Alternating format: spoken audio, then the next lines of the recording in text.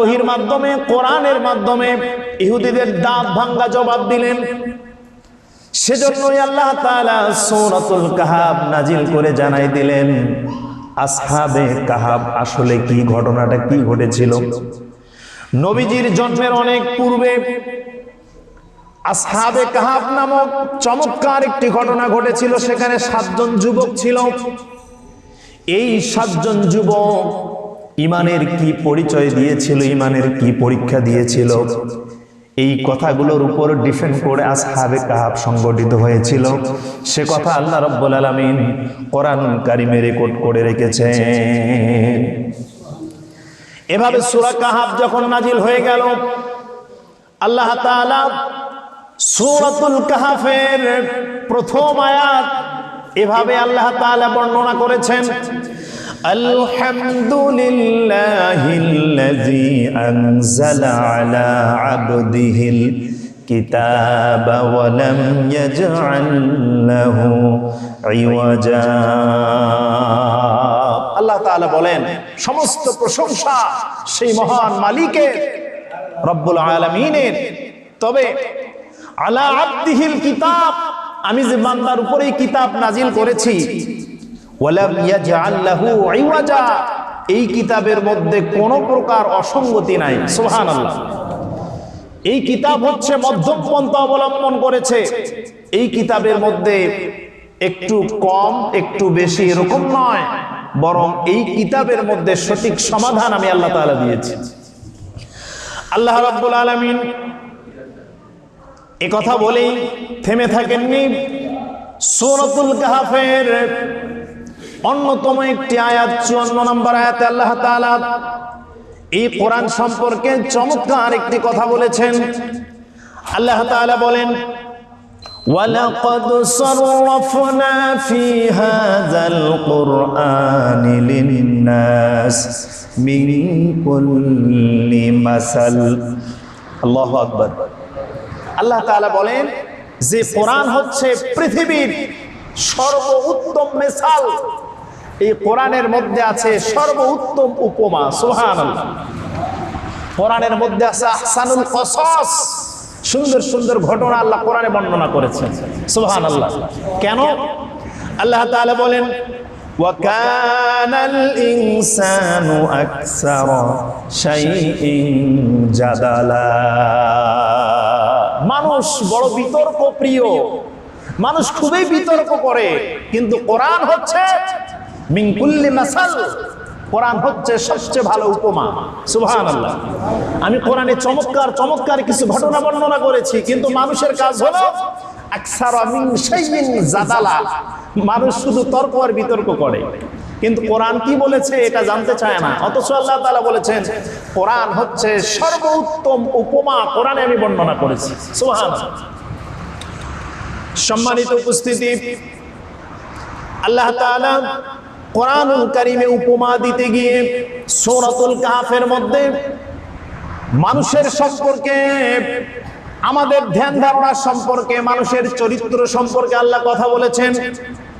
তৎকালীন সময়ের ইহুদিরা, তৎকালীন সময়ের খ্রিস্টানরা আল্লাহ সম্পর্কে কি বাজে মন্তব্য করত সে কথাও আল্লাহ কোরআনে বলেছেন। সূরাতুল কাহাফের 4 নম্বর আয়াত আল্লাহ তাআলা বলেন, ওয়া ইউনযিরাল্লাযীনা ক্বালু তাখাযাল্লাহু ওয়ালাদা।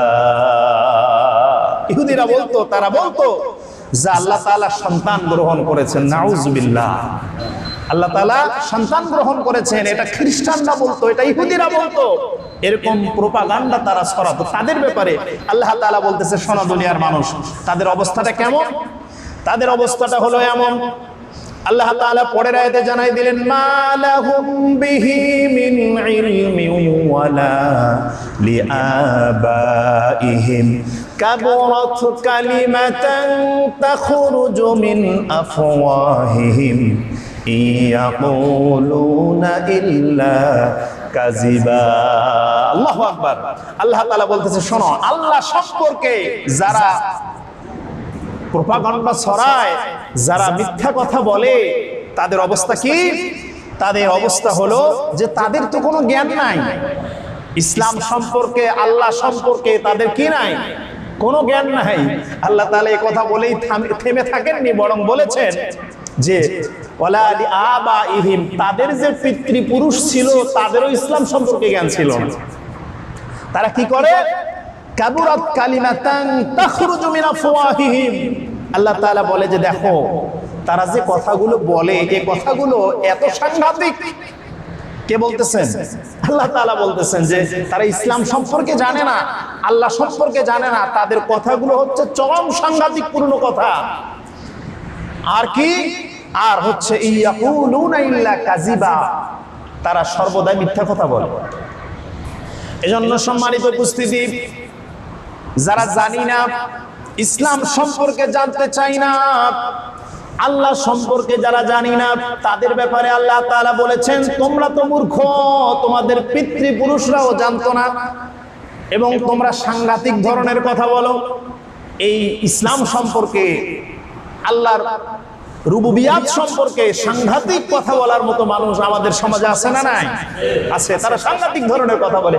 আল্লাহ তাআলা বলতেছেন, এবং তারা যে সাংঘাতিক কথাগুলো বলে, কথাগুলো মিথ্যা কথা। আল্লাহ তাআলা এই কথা সূরাতুল কাহফে চমৎকার ভাবে জানিয়ে দিয়েছেন যে শোনো, না জেনে কোনো কথা বলবা না। ইসলাম সম্পর্কে তোমার ধারণা যদি না থাকে, সেই কথাগুলো হবে সাংঘাতিক। আল্লাহ সম্পর্কে তোমার ধারণা যদি না থাকে, তাহলে সেই কথাগুলো হবে মিথ্যা কথা। সম্মানিত উপস্থিতি, ঘটনা যখন এমন হয়েছে, নবীজি তার গোত্রের লোকদেরকে দাওয়াত দিচ্ছেন, ইসলামের কথা বলতেছেন, দ্বীনের দাওয়াত দিচ্ছেন, কিন্তু তারা জেনে বুঝে না বোঝার ভান করে চলে যাচ্ছে। বিভিন্ন সময় নবীজিকে কষ্ট দিচ্ছে। নবীজি বড় ব্যথিত হয়ে পড়লেন। ইসলামের দাওয়াতটা তারা গ্রহণ করতেছে না। এই অবস্থা দেখে আল্লাহ তাআলা নবীজির এই মনোকষ্টকে বুঝতে পেরে আল্লাহ তাআলা কোরআনে আবার নবীজির এই মনোকষ্টের চিত্রটা তুলে ধরলেন। অবস্থাটা কেমন শুনুন। আল্লাহ তাআলা বলেন, فَلَعَلَّكَ بَاخِعٌ نَفْسَكَ عَلَى آثَارِهِمْ إِن لَّمْ يُؤْمِنُوا بِهَذَا الْحَدِيثِ أَسَفًا। আল্লাহু আকবার। আল্লাহ তাআলা বলতেছেন যে নবী, কাফেররা আপনার এই বাণী বিশ্বাস করে না, এতে করে আপনি, এর কারণে আপনি দুঃখে আত্মবিনাশী হয়ে পড়েন। নবীজি ছটফট করতে থাকে, আহা আমি তো ইসলামের দাওয়াত দিচ্ছি, কোরআনের দাওয়াত দিচ্ছি, তারা আমার কথাগুলো মনোযোগ সহকারে শুনতেছে না। নবীজি অনেকটা কষ্ট অনুভব করতেন। আল্লাহ তাআলা সে কথা কোরআনে নোট করে দিয়েছেন যে আমি বুঝতে পেরেছি আপনি অনেকটা আত্মবিনাশী হয়ে পড়েছেন, যে তারা আপনার কথা শুনতেছে না। নবীজিকে আল্লাহ তাআলা বলেন, আপনার এই নিয়ে টেনশন করার কোনো কারণ নাই। ইসলামের দাওয়াত দেওয়ার পর, ইসলাম মানুষের কর্ণকুহরে পৌঁছে দেওয়ার পর যদি কেউ ইসলাম না মানে, এই নিয়ে টেনশন করার কিছু নাই। ওটা দায়িত্ব নিয়েছেন কে? আল্লাহ তাআলা। হেদায়েত এটি কে পাবে আর কে পাবে না, এটা পৃথিবীতে কেউ ডিসাইড করতে পারবে? বলেন, হেদায়েত দেওয়ার মালিক কে? আল্লাহ তাআলা। সম্মানিত উপস্থিতি, যে কথা বলতেছিলাম, আল্লাহ তাআলা কোরআনে উপমা তৈরি করেছেন, উপমার কথা বলেছেন, এক্সাম্পল দিয়েছেন, কিসাস বলেছেন।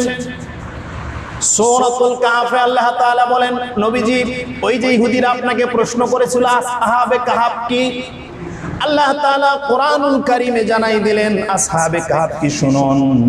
আম হাসিবতা আন্না আসহাবাল কাহফি ওয়ার রাকিম কানু মিন আয়াতিনা আজাবা।